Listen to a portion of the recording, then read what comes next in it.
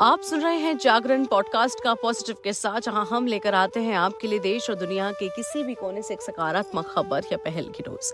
आज का किस्सा मैं लेकर आई हूं आपके लिए एक डॉक्यूमेंट्री के बारे में, जिसका नाम है बबली बाय नाइट।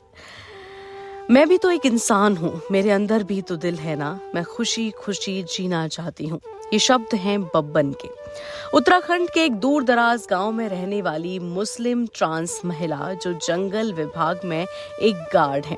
समाज में ट्रांसजेंडर और LGBTQIA+ समुदाय को लेकर जो भेदभाव का कलंक है, उसी से जूझते हुए HIV/AIDS जैसी गंभीर बीमारी से वो लड़ रही हैं। लेकिन फिर भी वो कहती हैं कि मैं जीना चाहती हूँ और खुशी से जीना चाहती हूँ।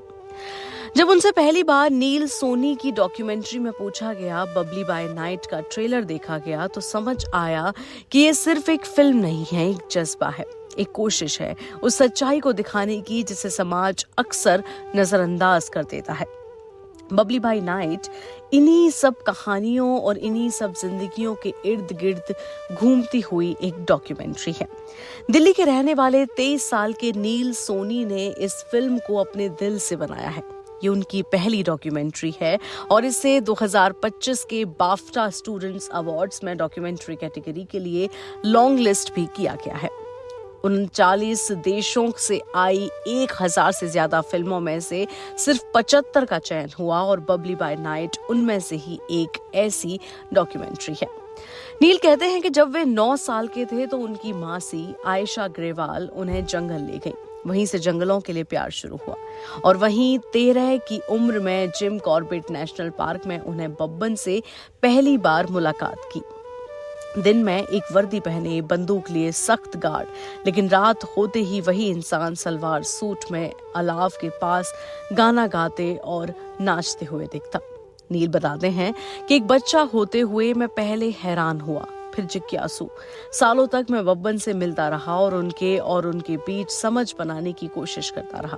4 साल तक बनी ये फिल्म नील के लिए सिर्फ एक प्रोजेक्ट नहीं, बल्कि एक इमोशनल सफर था। फिल्म के दौरान ही बब्बन को HIV और हेपेटाइटिस B का पता चला।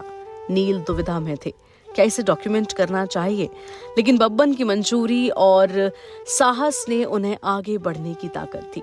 बब्बन ने खुद कहा है कि अब फर्क नहीं पड़ता, जो भी समय बचा है मैं खुशी से जीना चाहती हूँ। नील की एडिटर शुभिका शर्मा कहती हैं कि हमने हर कट के साथ कोशिश की कि संवेदनशीलता बनी रहे, वो इमोशन जिंदा रहे फिल्म का आखिरी तक। फिल्म में ऐसे भी पल थे जो कहानी को और मजबूत बना सकते थे, लेकिन अगर बब्बन असहज महसूस करती तो हमने वो हटा दिए। फिल्म के एक इमोशनल सीन में बब्बन की माँ कैमरे के सामने भी बैठी हुई हैं, चुपचाप अपने आंचल से आंसू पोंछते हुए।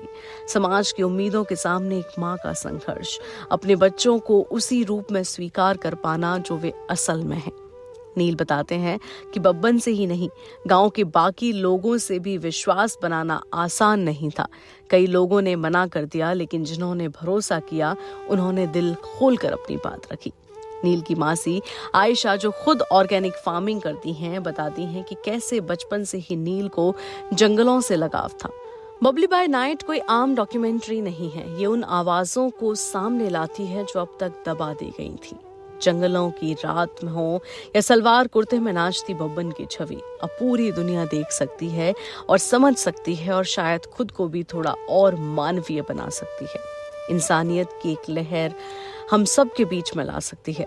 नील कहते हैं ये फिल्म जिज्ञासा से जन्मी, संवेदनशीलता से पली बड़ी और एक इंसान के भरोसे से पूरी हुई है। और सच कहें तो यही तो सच्ची कहानी होती है, एक पॉजिटिव किस्सा, दिल से निकला हुआ और दिल तक पहुंचने वाला। फिर मुलाकात होगी ऐसी एक सकारात्मक कहानी की डोज के साथ। तब तक के लिए सुनते रहिए जागरण पॉडकास्ट।